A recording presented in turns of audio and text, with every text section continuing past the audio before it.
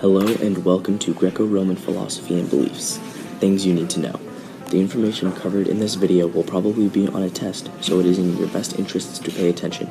Today we will be going over the origins of Greco-Roman thinking, key tenets and beliefs, important figures and deities, significant art and architecture that represents Greco-Roman ideals, the continuity and change over time of Greco-Roman ideas, and the overall significance of Greco-Roman philosophy. Greek rationalism emerged in the 3 centuries between 600 and 300 BCE and coincided with the flourishing of Greek city-states, especially Athens.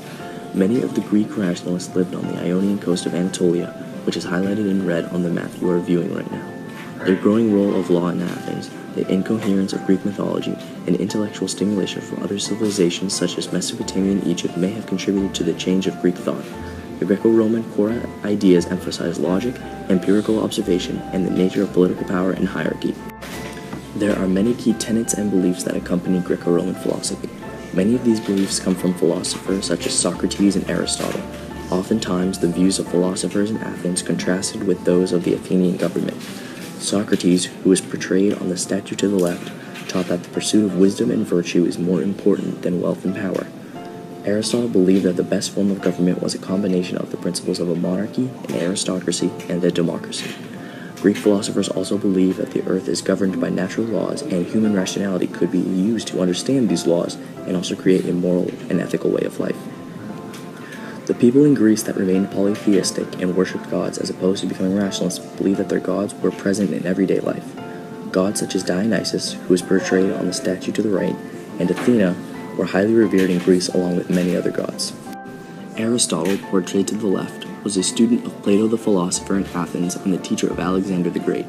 Through his philosophy, he contributed to several areas of academics, including math, logic, ethics, medicine, physics, and biology.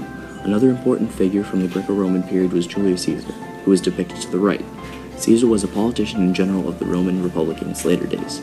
After greatly expanding Rome, he took power for himself and became Rome's first dictator. Deities were also important figures during the Greco-Roman period. Ares, also known as Mars, who is depicted on the left, is the Greco-Roman god of war. He has an insatiable desire for violence, representing all that is distasteful in times of battle. Zeus, also known as Jupiter, who is depicted on the right, is the god of the sky and the ruler of all other deities. He was hidden away by his mother when his father decided to kill all of his children in hopes of cheating the prophecy that would one day overthrow him. When he was strong enough, Zeus killed his father Kronos and freed his siblings, who were also gods. While it may not seem like these figures share many similarities besides being around during the same period of time, they all influence Greco-Roman society in one way or another as people look to them for guidance and attempt to learn from what they have done. The most iconic form of Greco-Roman art is sculpture. Artists create an idealized form of the human body to represent the gods, athletes, and other important figures in their culture. Sculptors have amazing attention to detail, from the veins in the hand to incredibly realistic fabric. Paintings are also a major part of Greco-Roman art and give us insight into Greco-Roman culture. Vases also serve the same role as paintings in the sense that they are decorated with scenes from daily life or mythology. An example of a Greek vase is shown on the left. The Greco-Roman style of architecture is marked by the use of intricately designed columns and the stressing of balance and proportion. Buildings such as the Parthenon, shown on the right, follow these ideals and still influence modern architecture today. Much can be learned about the values of Greco-Roman philosophy through the application in art and architecture. There are 3 key locations in Greco-Roman history, which are Athens, Sparta, and the city of Rome itself. Athens and Sparta have stark contrasts between them, but are still equally important in influencing Greco-Roman history.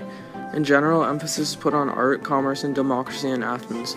In Sparta, building and military strength are focused on. Athens also values men over women, while Sparta is a more egalitarian society where life is militaristic for both genders.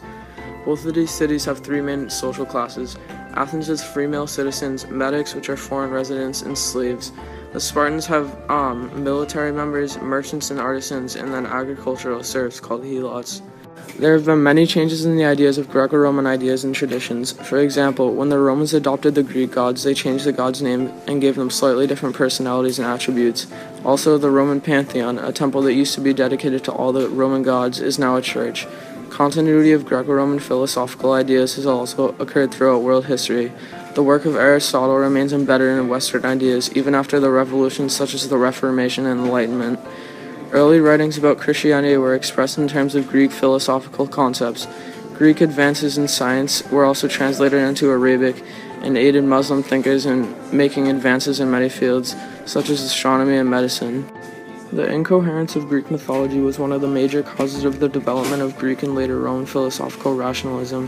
Philosophers sought to find physical reasons for the events that occurred naturally on Earth.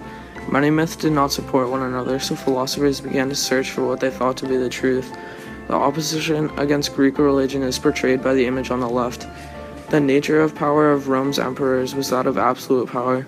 Roman emperors portrayed themselves as being gods, legitimizing their rule.